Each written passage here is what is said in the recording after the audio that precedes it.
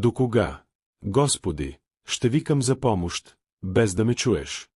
Викът на Авакум отеква през вековете като гласът на всеки, който се е сблъсквал с Божието мълчание сред болката. Това е пътуването на един пророк, който се осмели да задава въпроси, който извика честно и се научи да се доверява насред хаоса. В днешното видео, от канала Пътеводна светлина за душите, каня ви да се потопите в тази дълбока и трансформираща история. Абонирайте се за нашия канал сега и коментирайте. Дори в мълчание се доверявам на Теб, Господи, за да заявите вярата си в трудни дни и да проправите пътя за време на благословии в живота си. Авакум е живял в мрачно време в историята на Юда. Корупцията се разпространяваше сред лидерите, хората се отдалечаваха от Бог и насилието беше част от ежедневието. Пророкът се огледа и видя несправедливост, потисничество и духовен упадък. В мъката си той се обърна към Бога с искрени въпроси. Не разбирах защо Господ изглеждаше мълчалив пред лицето на толкова много страдание. Той не отрече съществуването на Бог, но се бореше да разбере пътищата му. Като верен слуга, Авакум викаше за справедливост, надявайки се на божествена намеса. Божието мълчание обаче го накара да се запита: възможно ли е да се запази вярата, когато изглежда, че всичко се разпада? Честността на въпросите му разкрива сърце, страстно привързано към истината. И ни учи, че Бог не се обижда от искрени съмнения. Въпреки че беше пророк, Авакум се сблъскваше с моменти на обезсърчение и объркване. Не претендираше, че знае всички отговори, нито скри възмущението си. Думите му бяха вик на душата в търсене на разбиране. Неговата вяра беше поставена на изпитание не от липсата на вяра, а от желанието да разбере божественото действие. Той беше човек, като нас, изправен пред сенките на несигурността. Авакум представлява всички онези, които, дори вярващите, преминават през моменти на духовна тъмнина. Тяхната болка и въпроси приличат на нашите във времена на загуба, криза или несправедливост. Не получи незабавни отговори, но продължи да търси. Неговата постоянство да вика показва, че разпитът може да бъде акт на вяра. И Бог отговаря, макар и не винаги по очаквания начин. Пророкът чул нещо изненадващо от Бог. Че халдейците, още по-жесток народ, ще бъдат използвани като инструмент за присъда. Това увеличи недоумението му. Как може праведният Бог да позволи на нечестиви хора да дисциплинират Юда? Беше труден за приемане парадокс. Но Авакум продължи да говори с Господа, дори без да разбира всичко. Болката на Авакум се превърна в искрена молитва. Неговото търсене на отговори го доведе до по-дълбоко откровение, че Божията справедливост не се проваля, дори когато изглежда късно. Той се научи да чака търпеливо и вярата му узря. Неговата история ни напомня, че Бог вижда това, което ние не можем да видим, и действа в точното време. Божието мълчание често подготвя велики отговори. Вавилон се появи като внушителна сила, доминираща над хората с сила и жестокост. Напредването му изглеждаше неудържимо и арогантността му беше очевидна. Те се смятаха за непобедими, водени от собствената си сила, а не от справедливостта. Бог разкри на Авакум, че ще използва тази империя като инструмент за коригиране. Беше труден за разбиране план, но част от божествена присъда. Пророкът беше още по-объркан от това откровение. Как може такъв нечестив народ да бъде избран да изпълни Божието правосъдие? Вавилон беше не само жесток, той беше идолопоклоннически, суетен и нехуманен. Прославяха себе си и усмиваха святото. Божият отговор изглеждаше в противоречие с здравия разум за справедливост. Но Господ каза ясно, въпреки че използваше Вавилон, той не го оправда. Тя също щеше да бъде съдена в подходящия момент. Бързият му възход ще бъде последван от опустошително падение. Арогантността, която я поддържаше, щеше да бъде самата и кратко гибел. Бог показа, че нито една империя не може да устои без неговото разрешение. Вавилон стана символ на всичко, което е покварено от човешката гордост. Неговата мимолетна слава контрастираше с Божията вечност. Вавилонците смятаха, че контролират нещата, но те бяха само части от по-големия план. Божествената справедливост не се проваля, дори ако отнема време, за да се прояви. Пророкът започна да разбира, че Божието време е различно от нашето. Видението за съда над Вавилон не беше просто пророчество срещу една империя. Това също беше напомняне на Юда и на всички хора. Никой не може да избяга от божественото правосъдие. Гордостта предшества падението, а арогантността привлича наказание. Авакум започва да вижда по-ясно Божия свят и суверенен характер. Така историята на Вавилон разкрива цикъл, който се повтаря през цялата човешка история. Империите се издигат и падат, но Бог остава суверенен. Пророкът виждаше отвъд видимостта. Божията ръка действаше и зад най-мрачните събития. И това поднови вярата му в божествения план, който надхвърля настоящето. Дори в лицето на толкова много хаос, Бог даде на Авакум видение на надежда. Сред идващото опустошение беше разкрито обещание. Божията справедливост ще тържествува и ще има възстановяване. Това не би бил абсолютен край, а ново начало според вечните цели. Видението трябва да се запише и запази. Трябваше да се помни в най-мрачните времена. Пророкът чул, че видението ще се изпълни в определеното време. Въпреки че изглеждаше, че отнеме известно време, определено щеше да дойде. Бог не забравя обещанията си, дори когато светът изглежда се разпада. Авакум беше инструктиран да чака с вяра и търпение. Тази увереност щеше да го държи твърд, докато обещанието се сбъдне. Надеждата няма да дойде от политически промени или човешки съюзи. То се корени във верността на Бог, който не се проваля. Възстановяването ще бъде дело на Господ, а не на хора. Това изискваше вяра, защото видимата реалност крещеше друго. Но вярата ще бъде мостът между объркващото настояще и обещаното бъдеще. Праведният щеше да живее чрез вяра. Това беше отговорът, който преобрази сърцето на Авакум. Той разбра, че начинът да оцелее след присъдата е да се довери на Бог. Не беше достатъчно да разбереш божествените планове, беше необходимо да им се предадеш. Вярата би била препитание във времена на тъмнина. Това послание ще пресече поколенията. Видението сочи време на изкупление, което надминава физическото възстановяване на Юда. Това също така говори за духовното възстановяване на съкрушен народ. Пророкът започнал да вижда болката като част от процеса на пречистване. Бог не разруши, за да унищожи, а за да изгради отново. Това беше истинската утеха. Авакум научи, че надеждата не зависи от обстоятелствата, а от това кой е Бог. Видението му се превърна в свидетелство за увереност насред хаоса. Дори всичко да се срине, верността на Господ ще остане. И тази увереност превърна мъката му в обожание. Сега пророкът видя отвъд разрушението. Авакум почувства тежестта на Божието мълчание като отворена рана. Той викаше за справедливост, но небесата изглеждаха затворени. Душата му крещеше за отговори, но получи само ехото на чакането. Божествената тишина изглеждаше непоносима пред лицето на насилието и хаоса. Въпреки това, той не изостави търсенето си. Липсата на незабавни отговори не накара пророка да млъкне. Напротив, той засили разпитите си. Авакум демонстрира, че истинската вяра ни позволява да водим диалог с Бог насред болката. Неговата дързост разкриваше близост със Създателя. Беше конфронтация на доверие, а не на неверие.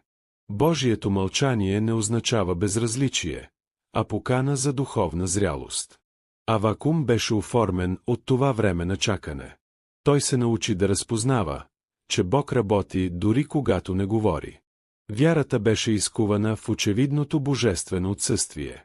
Неспокойната душа се успокояваше.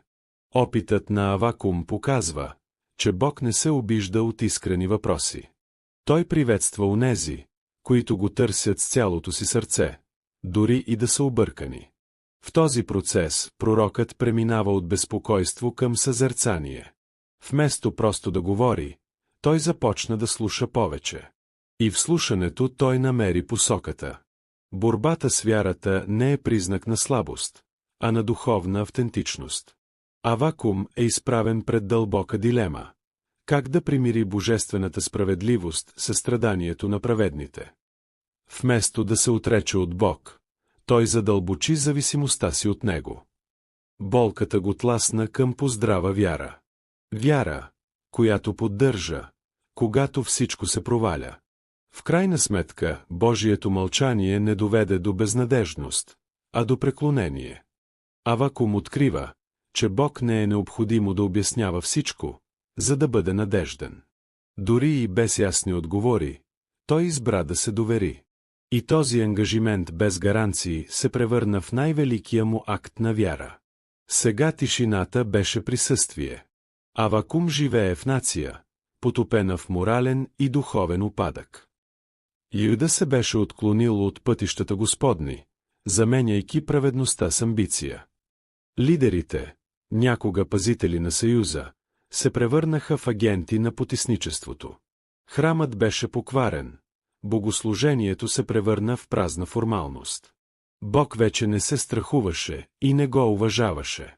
Хората бяха предали Бог, който ги освободи от Египет. Грехът вече не беше изключение, а приета и празнувана рутина. Бедните бяха експлоатирани, съдиите корумпирани, пророците игнорирани. Насред всичко това, Авакум видя приближаващата гибел. Беше като да гледаш как замък се руши тухла по тухла. Корупцията на лидерите причини дълбоки рани в сърцето на нацията. Обществената вяра беше инсценирана, но сърцето беше далеч от Бога. Бяха принесени жертви, но без искрено покаяние. Храмът, символ на божественото присъствие, се превърна в театър на лицемерието. И хората останаха изгубени. Неподчинението на Юда доведе до неизбежни последствия. Бог, търпелив, беше изпратил предупреждение чрез пророци. Но упоритото отхвърляне на истината подпечата съдбата на хората. Вавилон ще бъде инструментът на божествения съд. Унищожението ще дойде като отговор на продължаващата изневяра. Авакум страдаше, когато съзерцаваше тази реалност. Обичаше нацията си и плачеше за нея. Но той разбра, че Бог е праведен във всичките си пътища. Наказанието беше болезнено, но необходимо за възстановяване. Бог не би пренебрегнал злото, дори сред собствения си народ. Дори в лицето на присъдата имаше лъч надежда. Авакум знаеше, че Божието наказание цели коригиране, а не окончателно унищожение. Зад падението имаше цел за изкупление. Юда щеше да падне, но нямаше да бъде забравен. Ръката, която боли, също лекува. Дисциплината ще бъде придружена от обещание за възстановяване. Авакум премина от потиснат от скръб пророк до човек с дълбоко доверие. След като разговаря с Бог и получава видението, той разбира, че истинският мир не идва от обстоятелствата, а от непоклатимата вяра. Дори без да вижда незабавни признаци на промяна, той избра да се довери. Сърцето му се трансформира в тишината на молитвата. Вярата стана негова твърда канара. Това доверие не беше сляпо, а съзнателно. Авакум познаваше болката, разрухата, потисничеството. Но той научи, че праведният ще живее чрез вяра. Дори без реколта, без добитък в кошарата, без плод по лозята, похвали се той.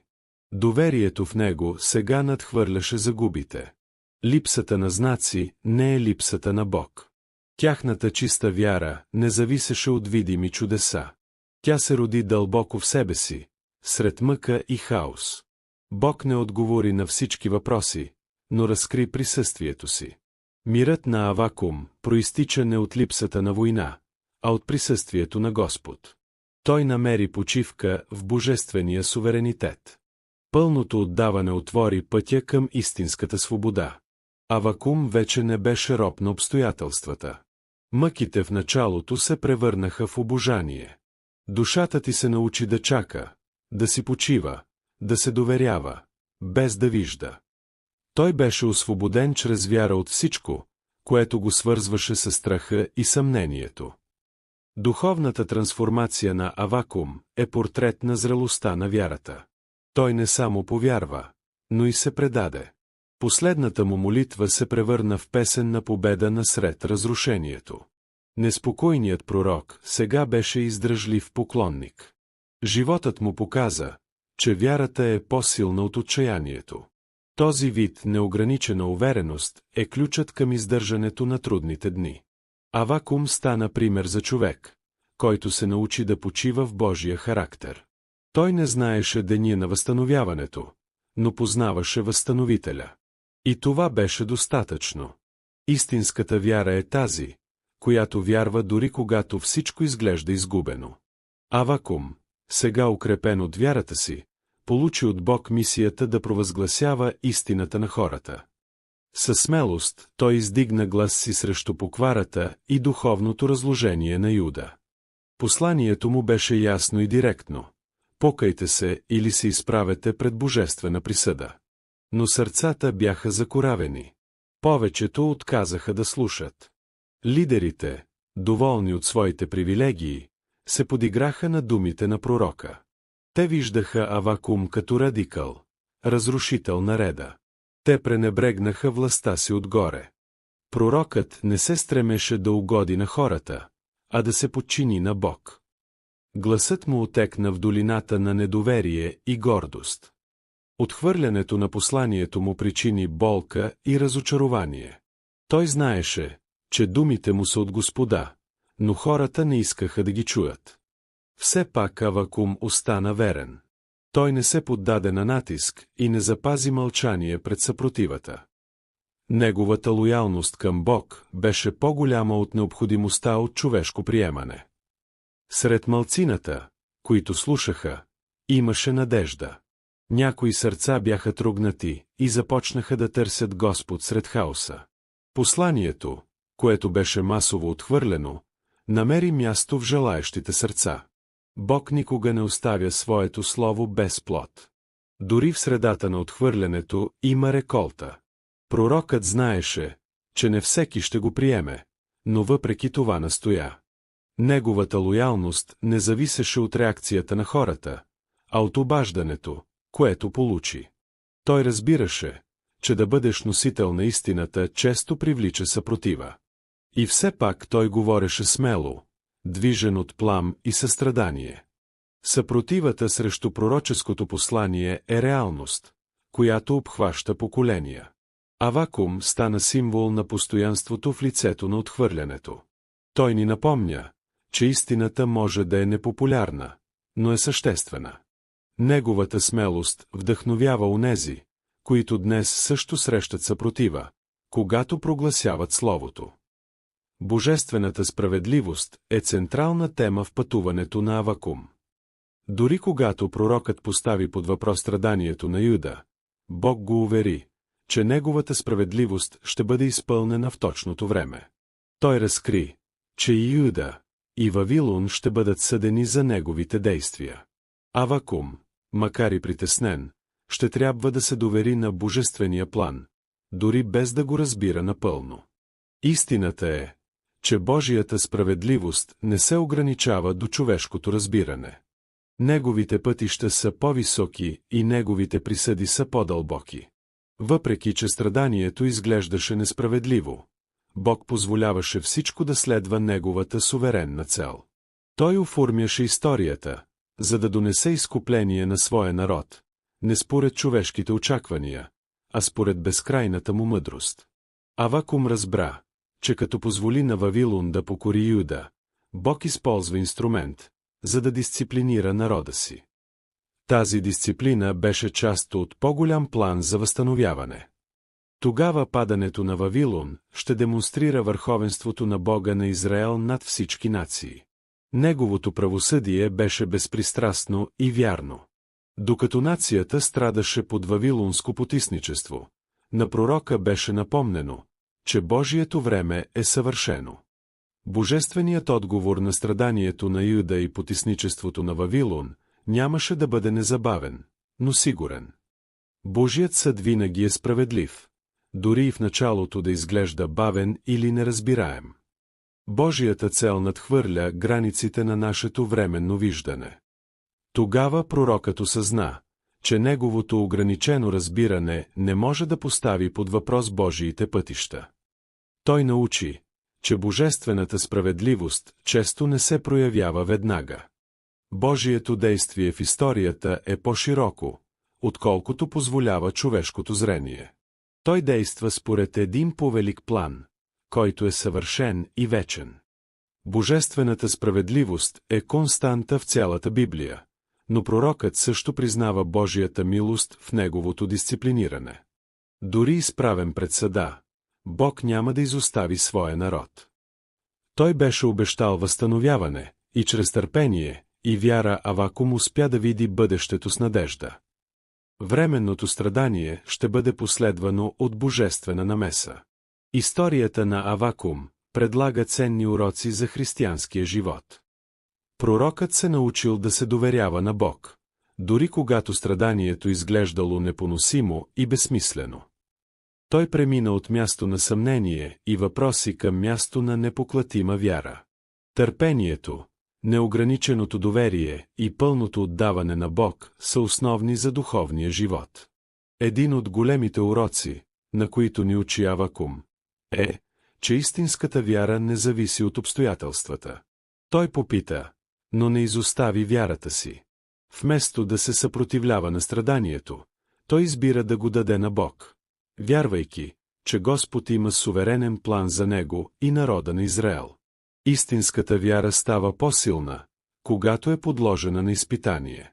Авакум също ни учи, че Божието присъствие е постоянно, дори в моменти на мълчание.